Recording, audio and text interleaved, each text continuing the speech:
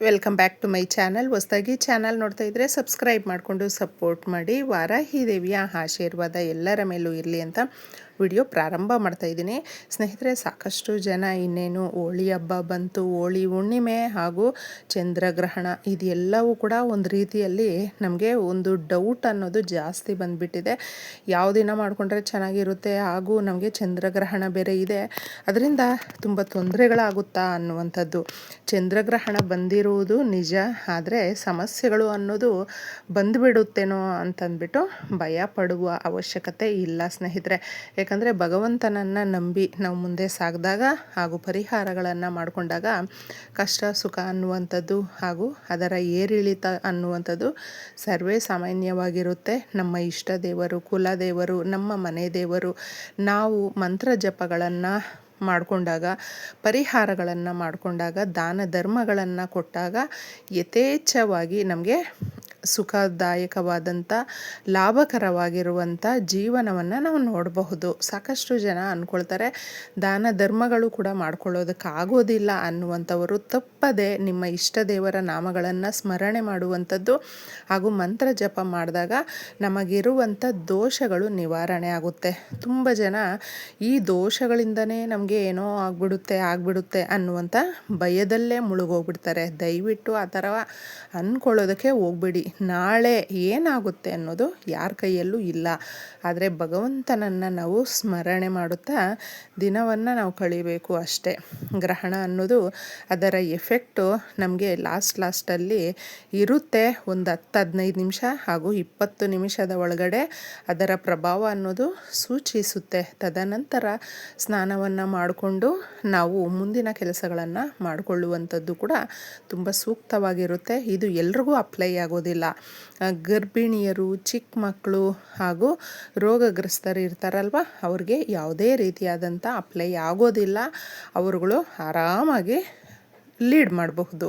ಇನ್ನು ಮುಖ್ಯವಾಗಿ ನಾವೆಲ್ಲರೂ ಕೂಡ ಆ ಸಮಯದಲ್ಲೂ ಕೂಡ ನಾನು ಹೇಳಿದೆ, ಮಂತ್ರ ಜಪ ಮಾಡ್ಕೊಳ್ಬಹುದು, ಇಷ್ಟ ದೇವರನ್ನು ಸ್ಮರಣೆ ಮಾಡ್ಕೊಳ್ಬಹುದು. ಹಾಗೆ ನಮಗೆ ಸಿಂಹ ರಾಶಿಯಲ್ಲೇ ಬಂದಿರೋದ್ರಿಂದ ಆ ರಾಶಿಯವರು ಆದಷ್ಟು ಹುರುಳಿ ಕಾಳನ್ನು ಒಂದು ಕೆಂಪು ಬಟ್ಟೆಯಲ್ಲಿ ಹಾಕಿ ದಾನ ಕೊಡೋದು.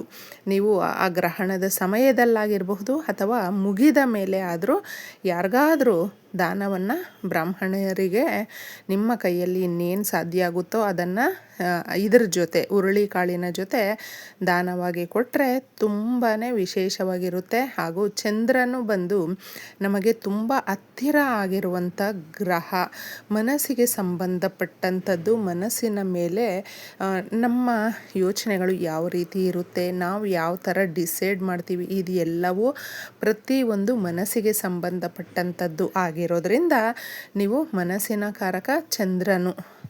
ಅದಕ್ಕೋಸ್ಕರ ಅಕ್ಕಿಯನ್ನು ಕೂಡ ಒಂದು ಬಿಳಿ ಬಟ್ಟೆಯಲ್ಲಿ ಕಟ್ಟಿ ನಿಮ್ಮ ಶಕ್ತಿಯಾನುಸಾರ ದಾನವನ್ನು ಕೊಡಿ.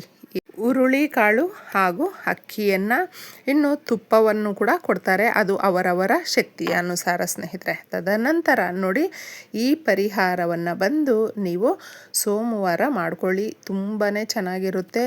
ನಮಗೆ ಒಂದು ಶುದ್ಧವಾದಂಥ ಗಾಳಿ, ಯಥೇಚ್ಛವಾದಂಥ ಪ್ರತಿನಿತ್ಯ ನಮಗೆ ಆರೋಗ್ಯದಾಯಕವಾಗಿ ಇರೋದಕ್ಕೆ ಸಹಾಯ ಮಾಡುವಂಥ ಬೇವಿನ ಮರ ಅನ್ನುವಂಥದ್ದು ಅಪಾರವಾಗಿರುವಂಥ ಶಕ್ತಿ ಕೂಡಿರುತ್ತೆ. ಹಾಗೂ ದುರ್ಗಾದೇವಿ ನೆಲೆಸಿರುವಂಥ ಈ ಮರದ ಹತ್ತಿರ ಈ ಸಣ್ಣ ಕೆಲಸವನ್ನು ಮಾಡಿಕೊಂಡ್ರೆ ನಮಗೆ ಇರುವಂಥ ಸಮಸ್ಯೆಗಳು, ದೋಷಗಳು ಹೊರಟೋಗುತ್ತೆ. ಯಾಕಂದರೆ ಸಮಸ್ಯೆಗಳು ಬರುತ್ತೆ, ಅದು ಹೋಗಬೇಕು ಅಂದರೆ ನಾವು ಪರಿಹಾರಗಳನ್ನು ನಂಬಿಕೆ ಇಟ್ಟು ಮಾಡಿಕೊಳ್ಬೇಕು. 5 ರೂಪಾಯಿ ಕಾಯಿನನ್ನು ತಗೊಳ್ಳಿ. 5 ಅನ್ನುವ ಸಂಖ್ಯೆ ಬಹಳನೇ ಚೆನ್ನಾಗಿರುತ್ತೆ, ಪಂಚಭೂತಗಳ ಸಂಕೇತ ಅಂತ ಹೇಳ್ಬಹುದು.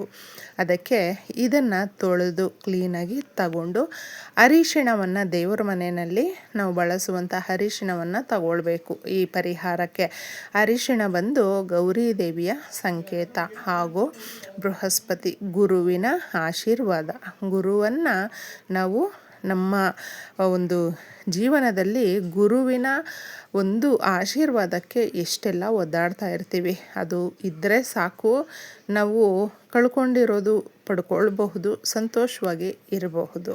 ಕರ್ಪೂರ ಅನ್ನುವಂಥದ್ದು ನಾವು ದೇವರ ಮುಂದೆ ನಿಂತ್ಕೊಂಡು ಕರ್ಪೂರದ ಆರತಿ ಬೆಳಗುತ್ತೀವಿ.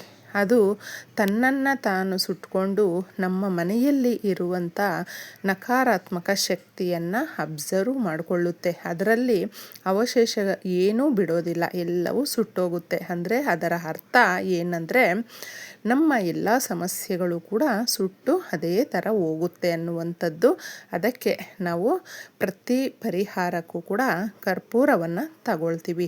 ಇನ್ನು ಎಷ್ಟೋ ನಮ್ಮ ದೋಷಗಳಿರುತ್ತೆ ನೋಡಿ, ದೋಷಗಳಿಗೆ ಮುಖ್ಯವಾಗಿ ಎಳ್ಳೆಣ್ಣೆಯನ್ನು ತಗೊಳ್ಬೇಕು ಸ್ನೇಹಿತರೆ. ಎಳ್ಳೆಣ್ಣೆ ಅನ್ನುವಂಥದ್ದು ಮನುಷ್ಯನ ದೋಷಗಳು ಏನಿರುತ್ತೆ ನೋಡಿ, ಅದು ಜನ್ಮ ದೋಷಗಳಿರಬಹುದು.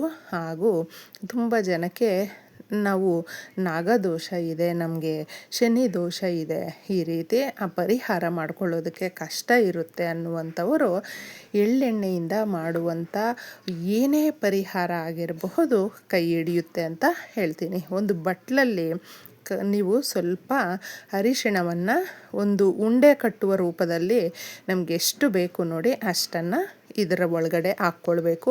ಸ್ವಲ್ಪ ಕರ್ಪೂರವನ್ನು ಪುಡಿ ಮಾಡಿ ಹಾಕಿ ಎಳ್ಳೆಣ್ಣೆಯನ್ನು ಇದಕ್ಕೆ ಸ್ವಲ್ಪ ಮಿಕ್ಸ್ ಮಾಡಬೇಕು ಸ್ನೇಹಿತರೆ. ಎಷ್ಟು ಮಿಕ್ಸ್ ಮಾಡಬೇಕು ಅಂತ ಹೇಳಿದ್ರೆ ಅದು ಸ್ವಲ್ಪನೇ ಒಂದು ಸ್ಪೂನಷ್ಟು ಹಾಕ್ಕೊಳ್ಳಿ. ಇನ್ನು ಮಿಕ್ಕಿದ್ದು ಇನ್ನೂ ಗಟ್ಟಿಯಾಗಿದೆ ಅಂತ ಹೇಳಿದ್ರೆ ನೀವು ಅದಕ್ಕೆ ನೀರನ್ನು ಮಿಕ್ಸ್ ಮಾಡಬಹುದು, ತೊಂದರೆ ಇಲ್ಲ. ಇದನ್ನು ಗಟ್ಟಿಯಾಗಿ ನಾವು ಮಿಕ್ಸ್ ಮಾಡಬೇಕು ನೋಡಿ. ಈ ಥರ ಉಂಡೆ ಶೇಪ್ಗೆ ಬರಬೇಕು. ಅದ್ರ ಒಳಗಡೆ ಈ 5 ರೂಪಾಯಿ ಕಾಯಿನನ್ನು ನಾವು ಇಡಬೇಕು. ಇದು ಏನಕ್ಕೆ ನಮಗೆ ಅರ್ಥ ಸೂಚಿಸುತ್ತೆ ಅಂತ ಹೇಳಿದ್ರೆ ನಮ್ಮ ಮನೆಯಲ್ಲಿ ಇರುವಂಥ ಹಣಕಾಸಿನ ಸಮಸ್ಯೆಗಳನ್ನು ಬಗೆಹರಿಸೋದಕ್ಕೆ ಶ್ರೀ ಮಹಾಲಕ್ಷ್ಮಿಯನ್ನು ನಾವು ನೆನೆಸ್ಕೊಂಡು ನಮ್ಮ ಮನೆಯಲ್ಲಿ ಕಷ್ಟಗಳು, ಕಣ್ಣೀರು, ಬಾಧೆ, ಸಮಸ್ಯೆಗಳು, ಎಷ್ಟೋ ಅವಮಾನಗಳು ಇದೆಲ್ಲವೂ ಕೂಡ ನಾವು ಮೆಟ್ಟಿ ಮುಂದೆ ಹೋಗೋದಕ್ಕೆ ತಾಯಿ ನಿನ್ನ ಅನುಗ್ರಹ ಬೇಕಮ್ಮ ಅಂತ ಕೇಳಿಕೊಂಡು ಈ ಪರಿಹಾರವನ್ನು ಮಾಡಿಕೊಳ್ಬೇಕು.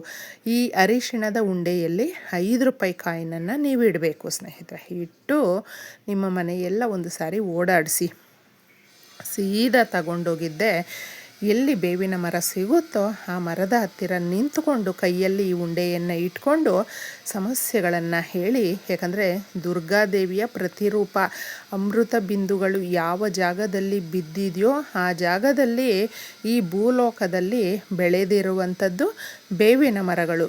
ಅದಕ್ಕೋಸ್ಕರ ನಮ್ಮ ಸಮಸ್ಯೆಗಳನ್ನು ನಾವು ಹೇಳ್ಕೊಂಡ್ರು ಅಥವಾ ನಮ್ಮ ಸಂತೋಷವನ್ನು ಹೇಳ್ಕೊಂಡ್ರು ಈ ಎರಡನ್ನೂ ಕೂಡ ಕೇಳ್ತೈತೆ. ಅಂದರೆ ಏನು, ನಾವು ನಂಬಿಕೆ ಇಟ್ಟು ಮಾಡಿಕೊಂಡಾಗ ಇದು ನಮಗೆ ಶತಸಿದ್ಧಿ. ಅಲ್ಲಿ ನಮ್ಮ ಸಮಸ್ಯೆಗಳನ್ನು ಹೇಳಿ ಬೇವಿನ ಮರದ ಹತ್ರ ಇದನ್ನು ಹಾಕಿ ವಾಪಸ್ ತಿರುಗಿ ನೋಡದೆ ಬಂದುಬಿಡಿ. ಇಷ್ಟು ಮಾಡ್ಕೊಳ್ಳಿ. ಎಲ್ರಿಗೂ ಒಳ್ಳೆಯದಾಗಲಿ.